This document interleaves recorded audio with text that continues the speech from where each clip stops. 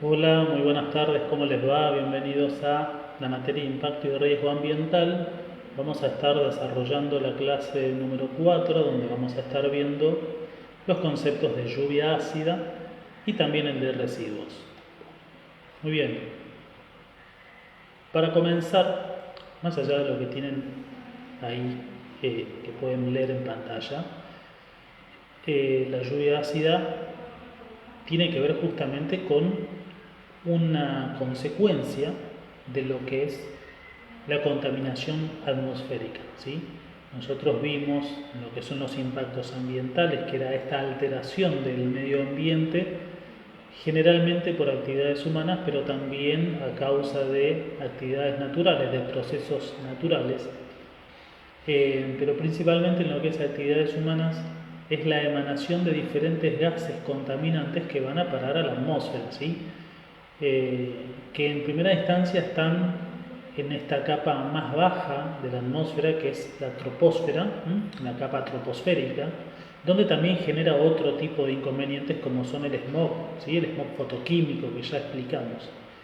Pero generalmente lo que sucede también es que esa cantidad de gas que se emana a la atmósfera comienza a subir, comienza a ascender y luego va a formar parte de lo que son las nubes, las lluvias también cuando caen. Hay gases, principalmente los de nitrógeno y los de azufre, que son los que van a dar origen a esta lluvia ácida, provocando también transformación tanto en la parte terrestre, en la parte del suelo, como también en las aguas superficiales y en los diferentes cuerpos de agua, como pueden ser ríos, lagos, ¿sí? También contaminación de acuíferos, porque recuerden que de acuerdo al ciclo hidrológico del agua hay un proceso en el que las precipitaciones antes de esa agua llegar a un río o a veces de llegar al océano, al mar, hay una parte que se escurre debajo de la tierra, debajo del suelo, a través de las grietas, lo que se denomina escorrentía, y que va a parar a las aguas subterráneas y napas o acuíferos. Esta lluvia ácida, al cambiar el pH tanto de la superficie del suelo como de las aguas, va a generar graves alteraciones y problemas en lo que son los ecosistemas, ¿sí? Entonces va a poner en peligro obviamente la supervivencia de los organismos en ese ecosistema. Muy bien. Fíjense, acá tenemos una imagen bastante elocuente de cómo es el proceso de lluvia ácida. Vamos a tratar de acompañar con la imagen. Ahí está. Bueno, dijimos que principalmente la actividad humana, ¿no? La actividad volcánica, por ejemplo, también libera gases que pueden contribuir a la lluvia ácida. Pero desde que se ha comenzado con la explotación de los combustibles fósiles, la actividad humana es la principal causa justamente de las alteraciones ambientales, de los impactos ambientales y entre ellos la lluvia ácida. Entonces, por ejemplo, desde las diferentes industrias, fábricas y también obviamente la quema de combustibles fósiles por parte de los vehículos de transporte particulares y transporte público que utilizan como combustible derivados del petróleo como la nafta y el gasoil, emiten a la atmósfera gases de nitrógeno, ¿sí? Óxidos de nitrógeno, dióxido de nitrógeno, trióxido de azufre. Estos vapores están en estado gaseoso, empiezan a ascender y cuando se combinan con el vapor de agua que está en la atmósfera, van a generar estas otras sustancias. Ven que ya tienen incorporado el hidrógeno proveniente de la molécula de agua, lo que los convierte en ácidos, ¿sí? Ese hidrógeno que tienen agregado les da el carácter ácido. Entonces, el óxido de nitrógeno se va a transformar en ácido nítrico luego de combinarse con el vapor de agua, y el óxido de azufre se va a transformar en ácido sulfúrico también luego de combinarse con el agua. Obviamente esos vapores van a estar entremezclados con lo que son las nubes, que también contienen vapor de agua, y en algún momento esos vapores condensados van a precipitar y van a caer en forma de lluvia, en forma de granizo, en forma de niebla o de aguanieve en diferentes lugares. Generalmente, del lugar donde se emiten los gases transcurre, digamos, una distancia importante con respecto al lugar donde precipita, ¿sí? A veces 300, 400 o 500 kilómetros más alejados del lugar de procedencia de esos gases. Entonces sucede que en los lugares donde se emana esa cantidad de gas, ¿sí? Como esos viajan a través de los vientos, luego van a afectar ciudades que están bastante alejadas de los centros de emanación de esos gases. Por lo tanto, es ya hoy la lluvia ácida un problema global, ¿no? Hay lugares o zonas que están afectadas más que otras, pero podríamos decir que ya es un problema a escala global la lluvia ácida. Bien, entonces, ¿cuáles son las causas por las que se produce la lluvia ácida? Una de ellas, las erupciones volcánicas, esa la encuadraríamos dentro de lo que son los orígenes naturales, ¿no? Procesos naturales del planeta. Los incendios forestales también naturales o incendios de otro tipo, digamos, que no sean forestal, pero que emanen estos tipos de óxidos, de azufre o de nitrógeno, ¿sí? Los relámpagos también ayudan a la producción de lluvia ácida, cierta actividad microbiana y principalmente, remarcado en rojo como dije acá, las actividades humanas, ¿sí? Quema de combustibles fósiles, es decir, combustibles derivados del petróleo, llámese queroseno, llámese nafta, llámese gasoil, y también por las centrales energéticas, aquellas centrales que utilizan también combustibles fósiles para producir energía eléctrica. Bien, esos serían, digamos, los principales causantes de la lluvia ácida, o que van a desencadenar luego lo que conocemos como lluvia ácida, ¿sí? Bien, ¿qué efectos produce la lluvia ácida? Ya comenté algunos, pero bueno, vamos a repasar. Primero es que mares y océanos pueden perder biodiversidad o su productividad, es decir, tengamos en cuenta que los mares y los océanos proveen una gran cantidad y porcentaje de alimento a nivel mundial, de acuerdo a las zonas pesqueras, ¿no?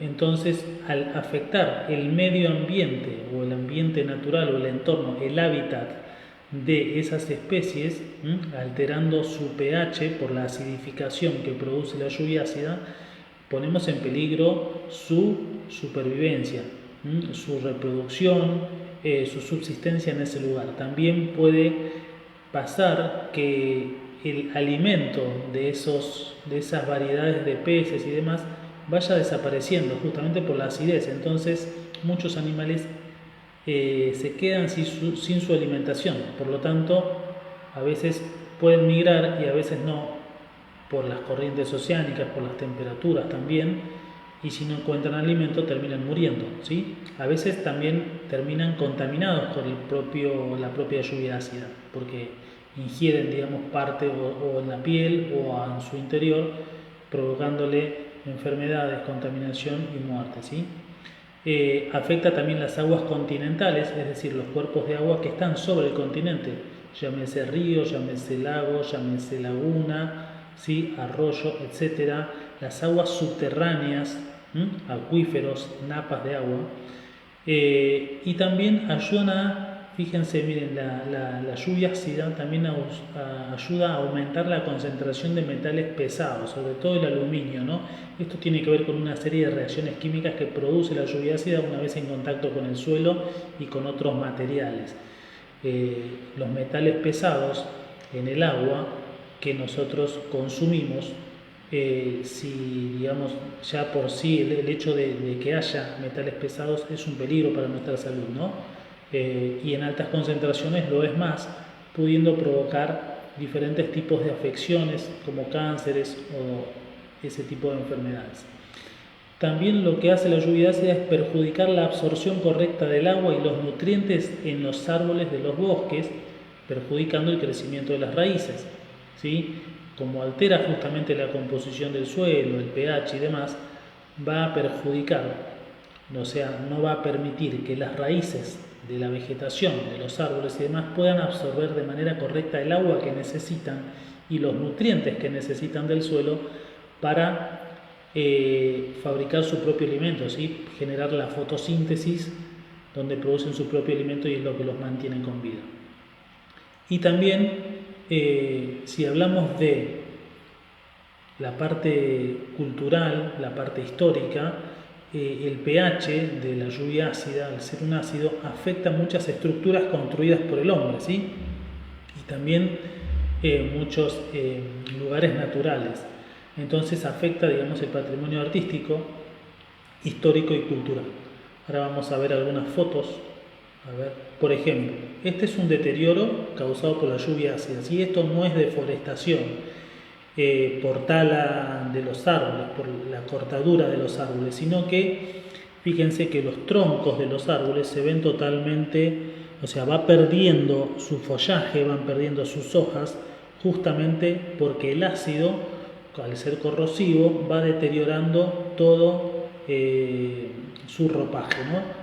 Todas sus hojas y demás, entonces quedan carentes de sus hojas y sus ramas, y obviamente termina produciendo la sequedad y la muerte de esos árboles, además de que va a afectar el suelo, como dijimos, y no van a poder incorporar los nutrientes y el agua necesarias para la fotosíntesis y elaborar su alimento. Bien, acá tenemos, por ejemplo, una foto ilustrativa de la coloración de la lluvia ácida. En ese caso, ese color verdoso se debe al azufre, presencia de azufre. Bien, color verdoso, amarillento. Fíjense qué pasa con las esculturas. Las esculturas que están hechas en piedra caliza, por ejemplo, se ven afectadas muy masivamente por la lluvia ácida, porque contienen carbonatos y los ácidos reaccionan con los carbonatos y generan, digamos, la disolución de esa piedra caliza, de esos carbonatos, ¿no? Es como, por ejemplo, cuando uno sumerge, si habrán hecho la experiencia en algún momento, de sumergir, por ejemplo, un huevo duro en vinagre. El vinagre, al tener cierto porcentaje de ácido, empieza a corroer y a disolver la cáscara del huevo, que también tiene carbonatos. Y con el tiempo queda desprovisto de su cáscara. Con esto sucede lo mismo, el ácido empieza a corroer, a carcomer, y fíjense, esta foto, digamos, de la misma estatua tiene una diferencia de unos 70 años, creo. Fíjense el daño que le ha hecho la lluvia ácida en el transcurso de ese tiempo, ¿no? Bien. ¿Cómo evitar la lluvia ácida? ¿Se puede evitar de alguna manera? Sí, todos los problemas ambientales podrían ser evitados o mermados, disminuidos sus consecuencias si el hombre actuara de manera correcta, ¿no?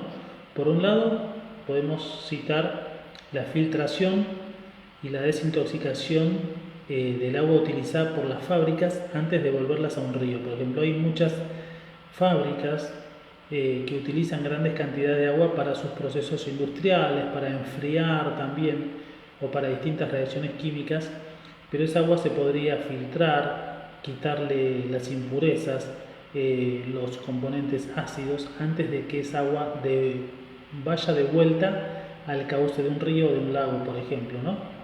Disminuir la emisión de gases contaminantes, obviamente. Favorecer la producción y el uso de energías limpias, es decir, estamos hablando de energías renovables, ¿no? Energía eólica, energía solar, energía geotérmica, energía hidráulica. La reforestación, ¿sí? Acá no tiene que ver con, bueno, una forma de evitarlo, sino de solucionar ya algunos de los problemas que causa la lluvia ácida, que es la deforestación. Y obviamente la educación, ¿no? Concientizar a la población y hacer cumplir, digamos, a aquellas entidades corporativas, fábricas, etcétera, que trabajan justamente con sustancias que pueden deteriorar el medio ambiente, ¿no? Con controles obviamente más estrictos y, en el caso de ser necesario, las regulaciones correspondientes, multas o demás. Bien. Y el otro gran tema de hoy son los residuos, ¿no? Residuos comúnmente llamados basura, pero que de acuerdo a su composición, a su procedencia y al daño que pueden generar en el medio ambiente se clasifican de diferentes maneras. Pero los residuos quizá nosotros los entendemos como aquello que generamos en forma doméstica en nuestro domicilio, ¿no? Que generalmente procede de aquello que ingerimos, de aquello que nos alimentamos, que son a veces residuos orgánicos, pero también tenemos de los otros, los inorgánicos, como las pilas, las baterías, distintos tipos de plásticos, envases, etcétera, que son quizás más contaminantes, más nocivos, más agresivos para el medio ambiente y que muchas veces conllevan un gran peligro para la salud humana y de todo el ecosistema y de los demás organismos biológicos que coexisten en ese ecosistema. Entonces, ¿qué son los residuos? Bueno, la palabra residuo describe al material que pierde utilidad, fíjense, tras haber cumplido su misión o servido para realizar un determinado trabajo. Es decir, una vez que ya cumplió con lo que tenía que hacer, se lo utilizó, no nos sirve más, se transforma en un residuo, ¿sí? Por lo tanto, el concepto de residuo se emplea como sinónimo de basura, es decir, por hacer referencia a los desechos que el hombre ha producido. Bien, ¿y cuántas cosas de esas que utilizamos quizás podrían ser reutilizadas? Quizás podríamos darle una segunda utilidad, ¿sí? Antes de tirarlo, ¿no? Y que podrían servir para otra cosa. Por ejemplo, o se me rompe la manija de una taza y en vez de tirarla en la bolsa de basura, la utilizo como lapicero, por ejemplo, ¿no? O un frasco de mermelada, lo recubro, digamos, quizá con un pedazo de tela, o etcétera, o lo pinto y lo utilizo como un pequeño florero, lo utilizo como un lapicero, etcétera, ¿no? Hay muchas cosas a las cuales con un poquito de ingenio podríamos darle una segunda utilidad y que dure muchísimo tiempo, ¿verdad?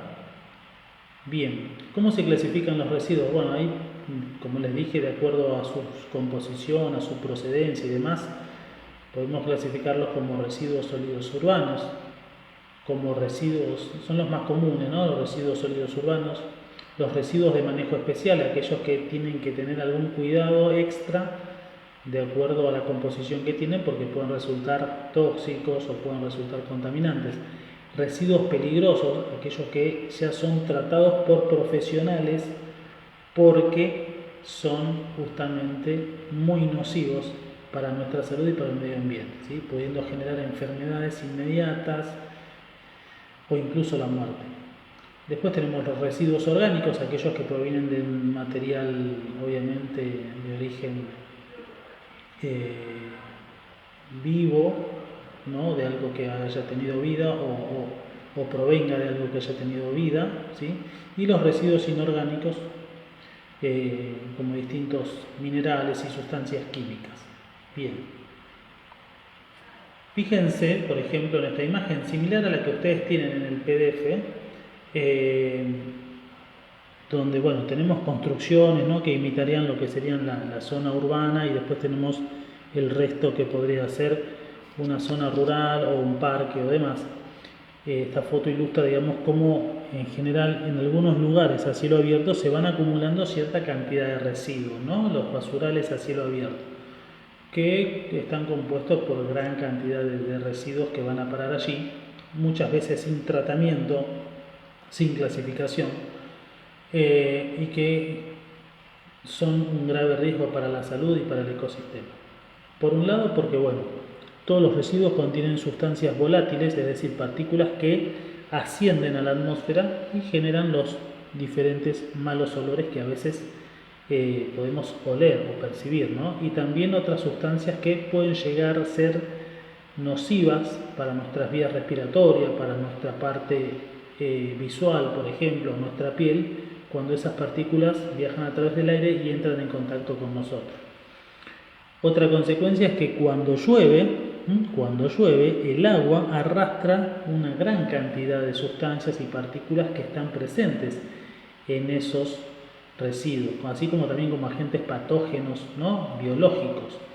Y esa agua de la lluvia luego se va a filtrar a través de los poros de la tierra, ¿sí? De la parte porosa y de las rocas y las grietas, y va a parar a lo que conocemos como las napas freáticas, ¿sí? Que son los cuerpos de agua más superficiales que están debajo del suelo, de nuestro suelo, y que muchas veces son del agua que se extrae para beber. Entonces contaminan las napas, contaminan los acuíferos y las aguas subterráneas, generando a veces que en muchos lugares el agua no es apta para consumo humano porque está muy contaminada.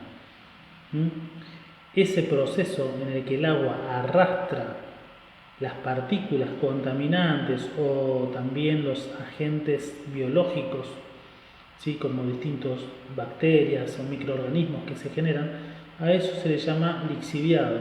El lixiviado es justamente esa mezcla de agua con las diferentes sustancias que contienen los residuos que son arrastradas por el agua. Así que el material orgánico también tiene la capacidad de generar metano, ¿sí?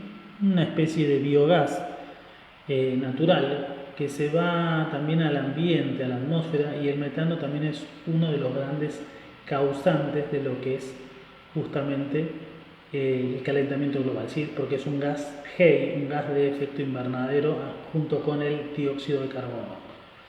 Y también, bueno, obviamente que todo esto no solamente contamina la parte atmosférica, la parte del agua, sino también todo el ecosistema, ¿sí? Todo el ambiente, afectando a los diferentes organismos o seres vivos que allí están, ¿no? Porque a veces los residuos también se generan quemas que generan también partículas sólidas en expansión, humos tóxicos que atentan contra la salud de las personas y de los diferentes organismos.